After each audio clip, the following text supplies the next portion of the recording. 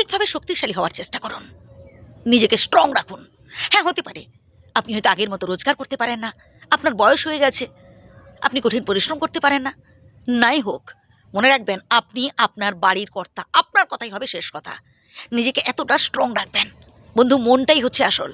যদি আপনি মনে মনেই বুড়ো হয়ে যান, যদি মনে মনেই ভাবেন যে না আমি আর কিছুই পারবো না, আমার দ্বারা আর হচ্ছে না, তাহলে সে আপনি 18, 19, 20 বছর বয়সেও বৃদ্ধ হয়ে যেতে পারেন। আবার 80 বছর বয়সেও আপনি স্ট্রং থাকতে পারেন, যদি আপনি মনটাকে শক্ত সবল রাখেন, মনটাকে স্ট্রং রাখেন। মনটাই হচ্ছে আসল ভাই।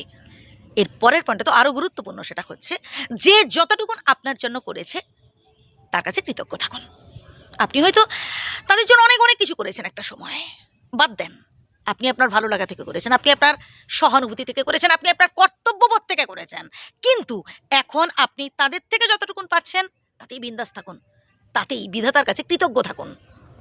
এর পরের পয়েন্টটা তো আরও গুরুত্বপূর্ণ, সেটা হচ্ছে নিজেকে ভীষণভাবে বিজি রাখুন। নানান ধরনের সমাজসেবামূলক কাজ করুন, ভীষণভাবে ব্যস্ত রাখার চেষ্টা করুন। হ্যাঁ, আপনি বলতে পারেন যে আমার তো এত বয়স হয়ে গেছে, আমি তো বাড়ি থেকে বেরোতেই পারি না, আমি কিভাবে এসব কাজ করব। বন্ধু, আপনি মানুষকে ভালো ভালো উপদেশ দিতে পারেন, মোটিভেট করতে পারেন ভালো ভালো কাজ করার জন্য, তাতেই দেখবেন আপনার কাজ হয়ে যাবে। আপনি যে কাজটা বাড়ির বাইরে গিয়ে করতে চাইছেন বাট এখন পারছেন না, তো হয়তো আপনি হাঁটাচলা করতে পারেন না, এতটাই বয়স হয়ে গেছে, বাদ দেন। আপনি ভালো ভালো বুদ্ধি দেন মানুষকে, যাতে তারা সমাজসেবামূলক কাজ বেশি করে করতে পারে, মানুষের বিপদে ঝাঁপিয়ে পড়তে পারে। দেখবেন তাতে আপনারই কাজ হবে। তারা যে কাজটা করছে তার হাফ কাজ আপনিই করলেন, তো তাই না? কারণ আপনি তো তাদের মোটিভেট করলেন ভালো কাজ করার জন্য। এর পরের পয়েন্টটা তো আরও গুরুত্বপূর্ণ, সেটা হচ্ছে বন্ধু, কারোর ওপর না অতিরিক্ত বিশ্বাস বা অতিরিক্ত ভরসা করবেন না। নিজের বিচার বুদ্ধি দিয়ে বিবেচনার চেষ্টা করবেন। হ্যাঁ, কাউকে আপনি জিজ্ঞেস করতে পারেন, বাড়ির সবাইকে আপনি জিজ্ঞেস করতে পারেন, কোনো একটা সিদ্ধান্ত নিয়েছেন, তাদের মতামত আপনি নিলেন, কিন্তু শেষ সিদ্ধান্তটা হবে আপনার, আপনার সিদ্ধান্তটাই হবে চূড়ান্ত। এর পরের পয়েন্টটা আরও গুরুত্বপূর্ণ, সেটা হচ্ছে আপনার অর্জিত যা কিছু আপনি নিজের সামর্থ্যতে বা নিজের যোগ্যতায় যা কিছু অর্জন করেছেন, কম বেশি যাই হোক না কেন, আপনার নামে রাখার চেষ্টা করবেন।